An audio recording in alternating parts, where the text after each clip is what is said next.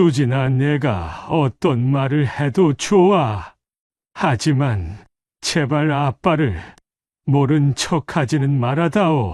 지금 와서 나보고 무슨 말을 하라는 거예요?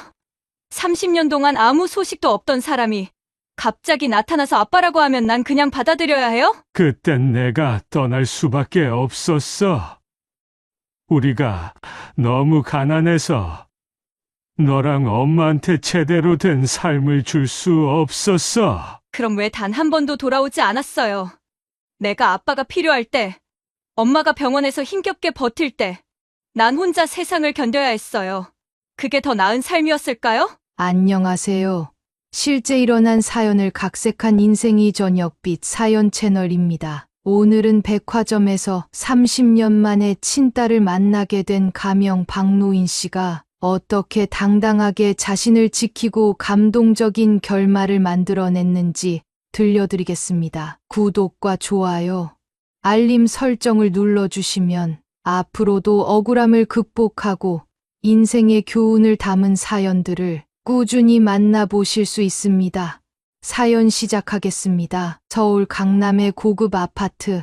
하지만 여전히 소박한 생활을 고수하는 75세 가명 박노인은 새벽부터 부지런히 움직이고 있었다. 그의 방 한쪽, 낡은 장롱을 열어 꺼낸 양복은 세월의 흔적이 고스란히 남아 있었다. 몇십 년 전 첫 성공을 거뒀을 때 맞춘 양복이었지만 이제는 어깨선이 살짝 처지고 원단도 빛이 발해 있었다. 그러나 박노인은 그 양복을 조심스럽게 정돈하며 손으로 먼지를 툭툭 털어냈다. 그래도 이 녀석이 내겐 가장 좋은 옷이지. 혼잣말을 하며 다리미를 꺼내들었다. 김이 모락모락 피어오르는 다리미를 천천히 움직이며 그는 문득 생각에 잠겼다. 예전에는 넥타이 하나 사는 것도 부담스러웠는데 이제는 강남 한복판에 아파트 몇 채를 소유한 백만장자가 되었다. 하지만 마음 한구석이 허전한 건 왜일까? 거울을 보며 넥타이를 매던 그는 문득 자신의 모습이 초라해 보였다. 아무리 돈이 많아도 세월 앞에서는 누구나 평등하다는 걸 새삼 실감했다. 그러다 문득 생각했다. 그래, 오늘은 오랜만에 백화점에 가서 새 옷을 하나 장만해볼까? 강남 한복판, 반짝이는 유리 건물들이 즐비한 곳. 늘 비즈니스 미팅만 다니느라 백화점에는 갈 일이 없었지만 오늘만큼은 자신을 위해 시간을 내고 싶었다. 한때 돈이 없어 가장 저렴한 옷가게를 전전하던 자신이 이제는 강남의 최고급 백화점에서 마음껏 쇼핑할 수 있다는 사실이 새삼스럽게 다가왔다. 양복의 마지막으로 다리미를 밀어넣으며 그는 빙그레 웃었다. 그래, 오늘은 좀 멋을 부려볼까? 강남의 중심부, 도시의 심장부라 불리는 초대형 백화점 앞에 선 박노인은 한동안 그 자리에서 움직이지 않았다. 눈앞에 펼쳐진 거대한 유리 건물은 햇살을 받아 반짝이고 있었고 백화점의 상징적인 로고가 위풍당당하게 그 위에 자리 잡고 있었다. 어쩌다 보니 내가 이런 곳에서 쇼핑을 다 하게 되는구먼. 그는 씁쓸한 미소를 지으며 회전문을 바라보았다. 과거엔 상상도 할 수 없는 일이었다. 젊은 시절 이곳을 지나칠 때마다 마음속으로 다짐했다. 언젠가 나도 저 안에서 당당하게 물건을 살 날이 오겠지. 하지만 그때 그는 가진 것이 없었다. 가진 게 없어 가족까지 포기해야 했던 삶이었다. 이제는 원하는 모든 걸 가질 수 있는 사람이 되었다. 하지만 이상하게도 그가 가진 부가 행복으로 이어지지는 않았다. 여전히 채워지지 않는 허전함이 그를 따라다녔다. 박노인은 천천히 깊은 숨을 들이마셨다. 유리벽 안쪽으로 보이는 화려한 조명과 반짝이는 디스플레이가 그를 유혹하는 듯했다. 한 번도 경험해보지 못한 진짜 부자들의 세계. 이제는 그 일부가 되어도 될 만큼 성공했지만 막상 문을 열고 들어가는 것이 왠지 낯설었다. 마침내 용기를 내어 발을 내디뎠다. 회전문이 부드럽게 돌아가며 그를 안으로 밀어 넣었다. 발을 들이는 순간 차가운 공기와 함께 은은한 클래식 음악이 귀에 들어왔다. 고급스러운 조명이 바닥을 부드럽게 감싸고 있었고 바닥에는 깨끗한 대리석이 반짝이고 있었다. 공기에는 은은한 향수 냄새가 감돌았으며 점원들은 하나같이 단정한 유니폼을 입고 있었다. 그는 한 걸음 내디디며 주변을 둘러보았다. 정장 차림의 남성들이 명품 시계를 살펴보거나 세련된 여성들이 손에 고급 가방을 들고 여유롭게 걸어 다니고 있었다. 모두가 우아한 태도로 쇼핑을 즐기고 있었고 점원들은 미소를 지으며 손님들에게 다가가 부드럽게 응대하고 있었다. 그때였다. 멀리서 고객을 응대하는 한 직원이 그의 눈에 들어왔다. 처음엔 그저 지나가는 백화점 직원 중 하나일 뿐이라고 생각했다. 하지만 그녀의 움직임이 유독 눈길을 끌었다. 정갈한 유니폼을 입고 단정한 머리칼을 귀 뒤로 넘기며 고객을 안내하는 모습이 어딘가 익숙했다. 박노인은 순간 걸음을 멈췄다. 어디서 본 얼굴인데? 그녀는 한 손님과 대화를 나누며 고개를 끄덕였다. 부드러운 미소, 자연스럽게 손을 모으고 정중한 자세를 유지하는 태도, 그리고 말을 마치고 조용히 한숨을 내쉬며 살짝 머리를 넘기는 습관까지 너무도 낯익었다. 박노인의 가슴이 쿵 내려앉았다. 멀리서도 또렷하게 보이는 그녀의 이름표. 박노인은 두 눈을 가늘게 뜨고 천천히 이름을 읽었다. 박수진. 그의 심장이 요동쳤다. 설마 아니. 그럴 리가. 손끝이 떨리기 시작했다. 오래전 떠나온 과거가 다시는 마주할 일 없을 거라 생각했던 얼굴이 바로 저기 몇 걸음 앞에 서 있었다. 박노인은 여전히 넥타이를 쥔 채 손끝을 살짝 떨고 있었다. 눈앞에 점원이 자신의 딸이라는 걸 알면서도, 아니 어쩌면 믿고 싶지 않아서 그는 계속해서 스스로에게 되묻고 있었다. 설마 아니야.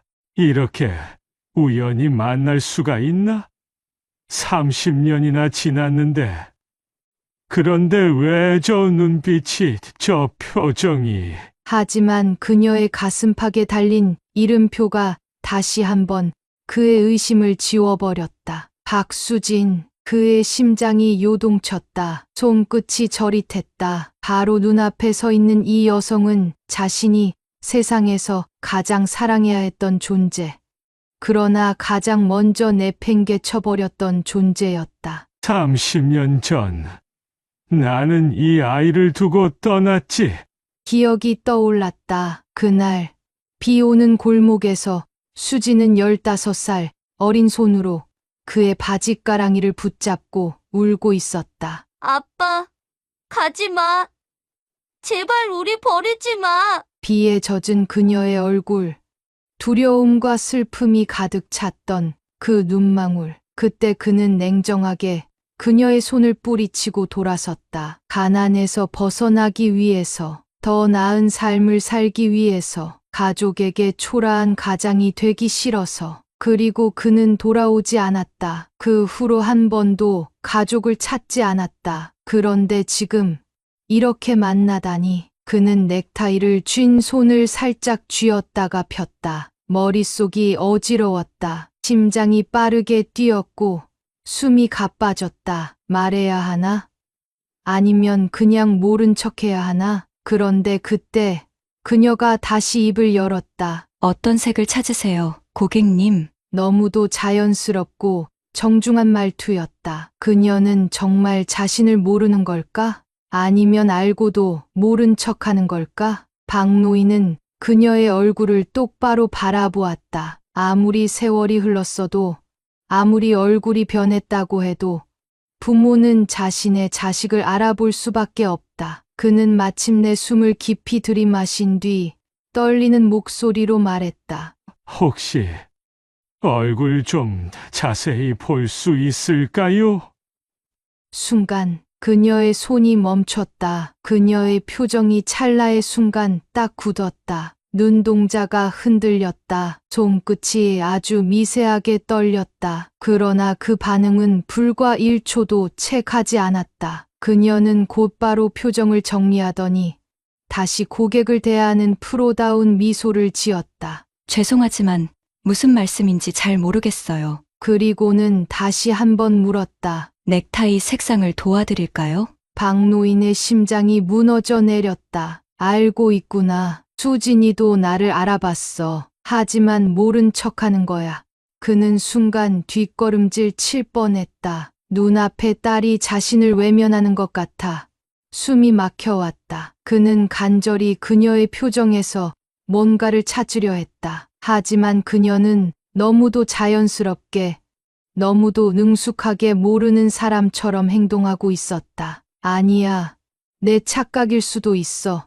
정말 모르는 걸 수도 있잖아. 하지만 그 1초의 정적, 그 눈동자의 흔들림이 그녀가 자신을 알아봤음을 말해주고 있었다. 박노인은 그 자리에서 한 걸음도 움직일 수 없었다. 30년 만에 딸을 만난 순간 그녀는 그를 외면하고 있었다. 박노인은 자신의 입에서 나온 말이 허공에 맴도는 것을 느꼈다. 혹시 수진이니? 그 말이 닿는 순간 그녀의 몸이 순간적으로 굳어졌다. 숨을 들이마시는 소리가 들렸다. 손끝이 미세하게 떨리는 것도 보였다. 그래, 네가 맞구나. 넌 나를 알아봤구나. 그러나 그 찰나는 너무도 짧았다. 그녀는 곧바로 표정을 정리했다. 그리고 차분한 목소리로 말했다. 손님, 착각하신 것 같습니다. 박노인은 순간적으로 심장이 내려앉는 기분이 들었다.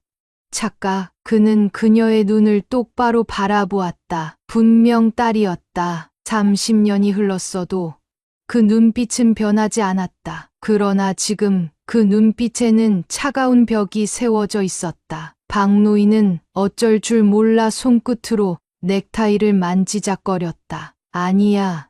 네가 맞아. 내가 널 알아보는데. 그러나 수지는 표정을 바꾸지 않았다. 아니, 오히려 더욱 단호해진 표정이었다. 손님, 무슨 색을 찾으시는지 말씀해 주세요. 박노인은 순간 숨이 막혔다. 이렇게까지 나를 밀어내려고 하는 건가? 그는 깊이 숨을 들이마시며 목이 메는 걸 애써 참았다. 그렇다. 30년 전 그는 딸을 버리고 떠났다. 그는 자신이 왜 떠나야 했는지를 설명하고 싶었다. 수진아, 아빠가 널 버린 게 아니야. 그땐 어쩔 수 없었어. 그는 다시 눈을 감았다. 30년 전의 기억이 영화처럼 머릿속을 스쳐 지나갔다. 그때 그는 35의 가난한 가장이었다. 아내와 어린 수진을 먹여 살리기 위해 낮에는 공사장, 밤에는 택배 일을 했다. 하루 16시간을 일해도 겨우 월세방을 유지하는 게 전부였다. 수진이 아프면 병원에 데려가지도 못했다. 아내는 점점 지쳐갔고 말이 줄었다. 그리고 어느 날 그에게 기회가 찾아왔다. 부유한 사업가가 외국에 가서 일하면 큰 돈을 벌 수 있다고 제안했다. 단, 조건이 있었다. 가족은 포기해야 합니다. 연락도 하지 마세요. 그래야 우리가 투자합니다. 그는 고민했다.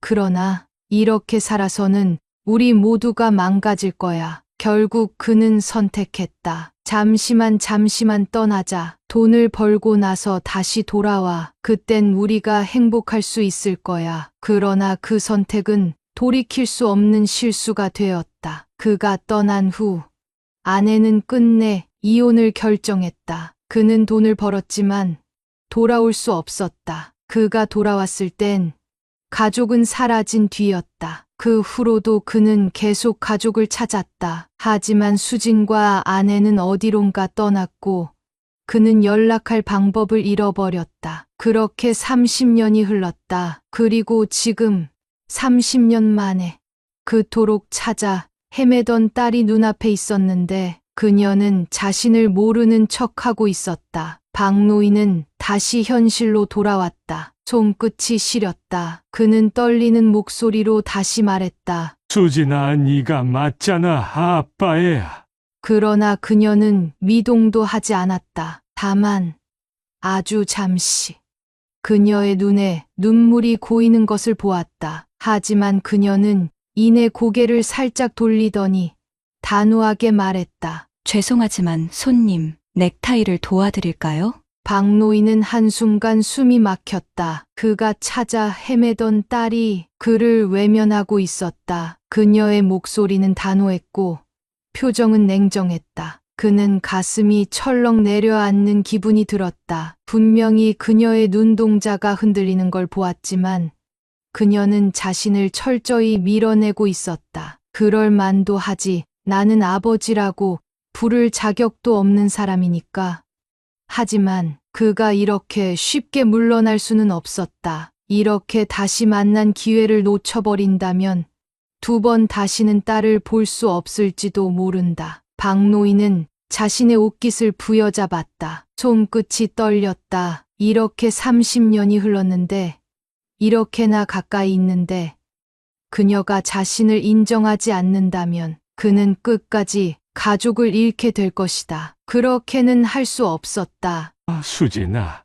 그는 떨리는 목소리로 다시 그녀를 불렀다. 그러나 그녀는 여전히 미동도 하지 않았다. 그저 백화점의 한 직원으로서 손님을 대하는 태도를 유지할 뿐이었다. 그때였다. 박노인은 조심스럽게 주머니에 손을 넣었다. 손끝에 닿는 낡고 구겨진 종이. 그는 그것을 천천히 꺼냈다. 오랜 시간 지갑 속에 넣어둬서 색이 바래고 모서리가 닳아버린 사진 한 장. 그는 사진을 손끝으로 펼쳐들었다. 그리고 떨리는 목소리로 조용히 말했다. 수진아, 이거 봐.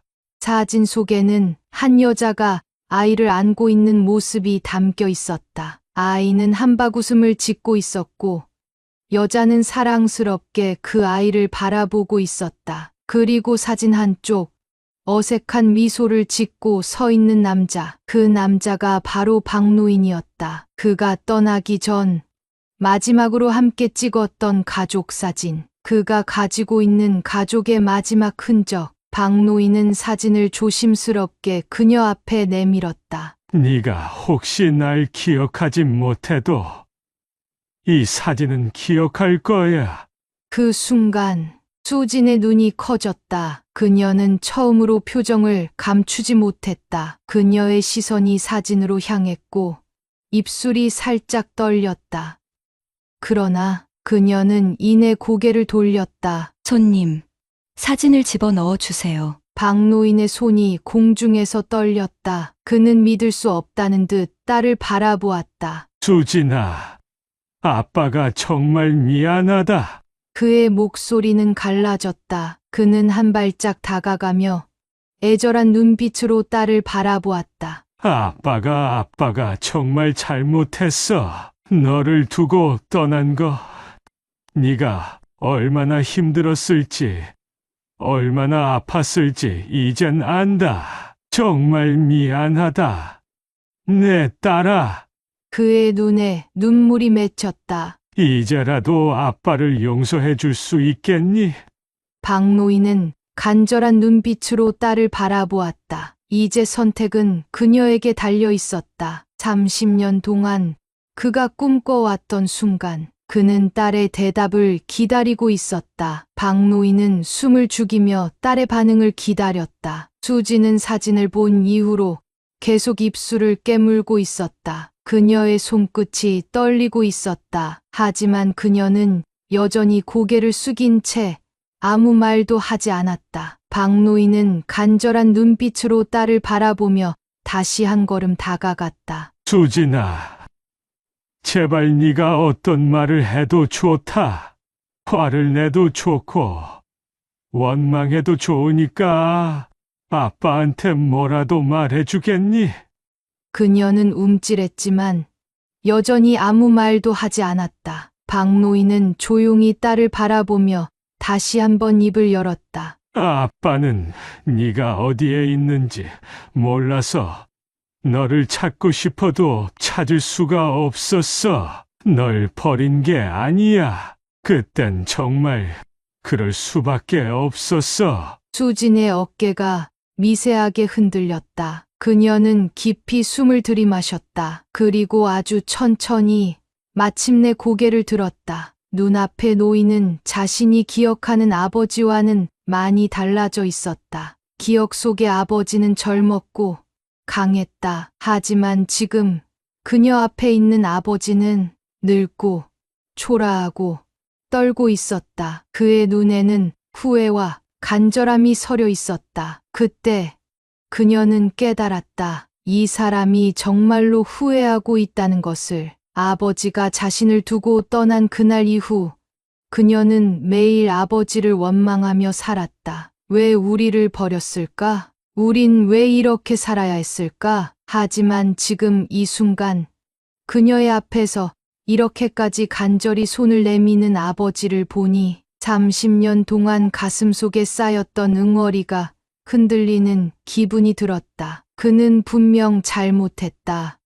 하지만 그도 고통 속에서 살았을 것이다. 이제라도 찾아와 용서를 구하고 싶을 만큼. 수지는 조용히 눈을 감았다. 그리고 아주 오랜 시간 동안 참아왔던 한숨을 내쉬었다. 마치 쌓여있던 모든 감정을 한 번에 내려놓으려는 듯 깊고도 긴 한숨이었다. 박노인은 그녀의 반응을 조용히 지켜보고 있었다. 수지는 천천히 손을 뻗었다. 그녀의 손끝이 공중에서 잠시 머뭇거리더니 마침내 그녀의 손이 박노인의 주름진 손을 감쌌다. 그 순간 박노인의 눈이 흔들렸다. 그는 그 손을 꼭 쥐었다. 따뜻했다. 오래전 어린 딸의 손을 잡았을 때처럼 그가 잃어버렸다고 생각했던 손이 다시 그의 손 안에 있었다. 수지는 떨리는 목소리로 말했다. 이제라도 찾아왔으니 한번 얘기라도 들어볼게요. 박노인의 눈가에 맺혔던 눈물이 뺨을 타고 흘러내렸다. 백화점의 조명이 반짝였다. 그 빛 속에서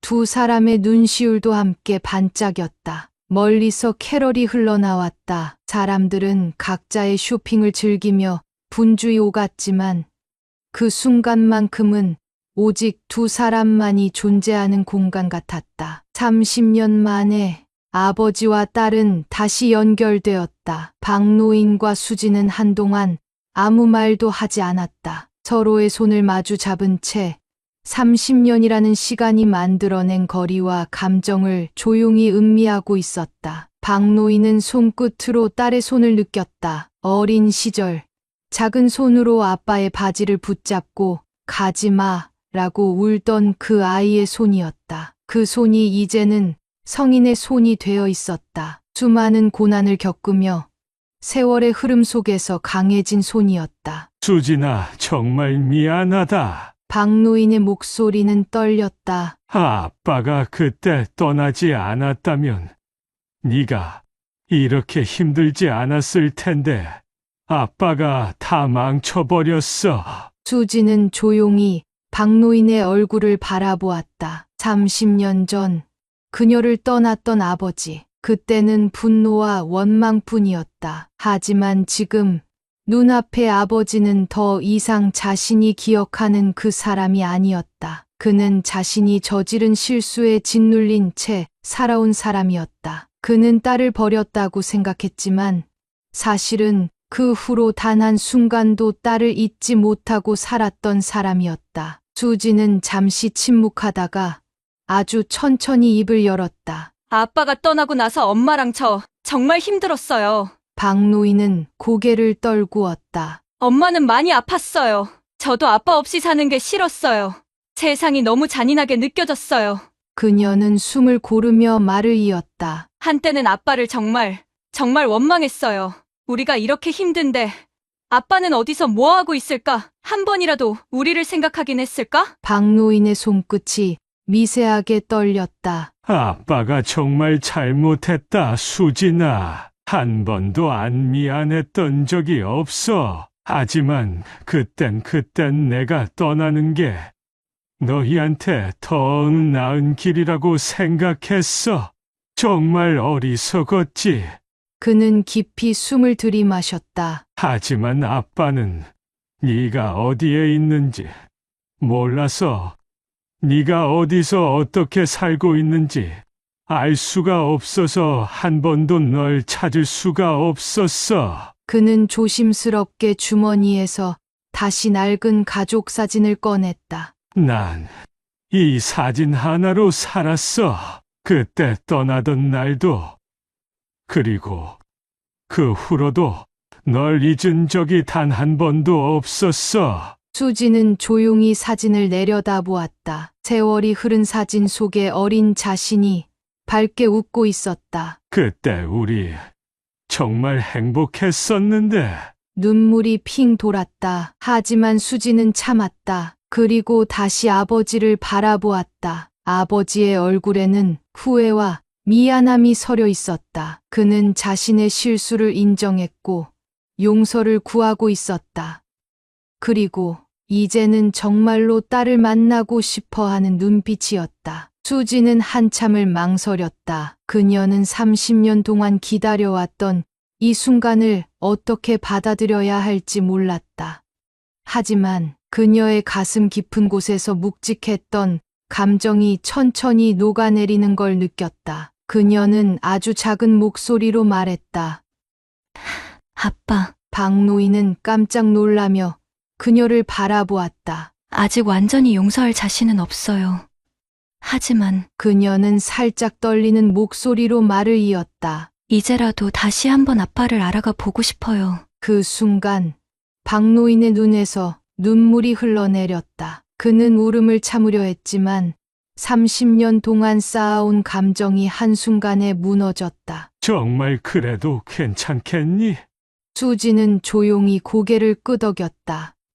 그리고 그녀는 살며시 손을 내밀어 아버지를 꼭 안았다. 그 순간 박노인의 어깨가 들썩였다. 그는 조용히 딸을 감싸 안으며 오랜 시간 동안 참아왔던 눈물을 흘렸다. 백화점의 밝은 조명 아래 두 사람은 그렇게 오랜 이별을 끝맺었다. 멀리서 크리스마스 캐럴이 흐르고 있었다. 30년 전 멈춰버린 시간이 다시 흐르기 시작했다. 그리고 그 시간 속에서 아버지와 딸은 다시 가족이 되어 가고 있었다. 박노인은 딸을 품에 안고 한동안 아무 말도 하지 않았다. 그저 그녀의 온기를 느끼며 30년이라는 긴 세월 동안 잃어버렸던 것들을 하나씩 되찾고 있었다. 수진 역시 조용히 아버지를 안고 있었다. 그녀는 그동안 품어왔던 미움과 원망이 사라지는 걸 느꼈다. 그렇게 두 사람은 말없이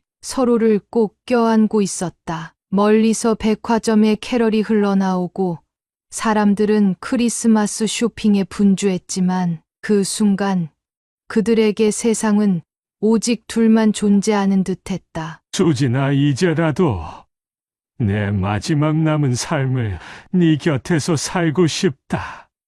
박노인은 조용히 딸을 바라보며 말했다. 그동안 널 위해 해준 게 하나도 없지만 그래도 아빠한테 다시 한번 기회를 줄 수 있을까?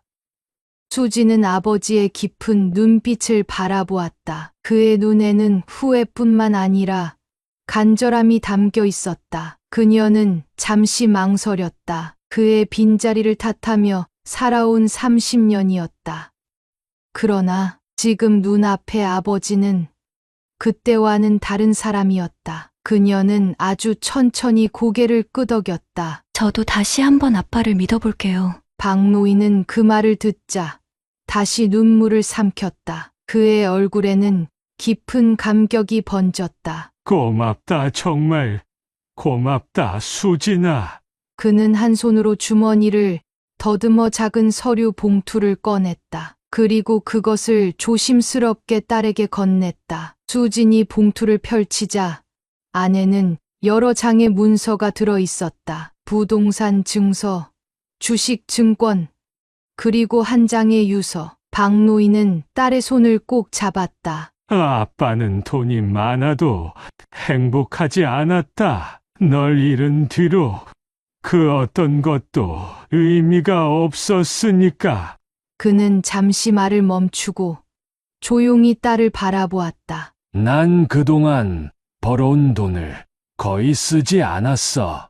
그건 언젠가 다시 만날 내게 주려고 했던 거야. 수지는 놀란 표정으로 아버지를 바라보았다. 이건 너무 커요, 아빠.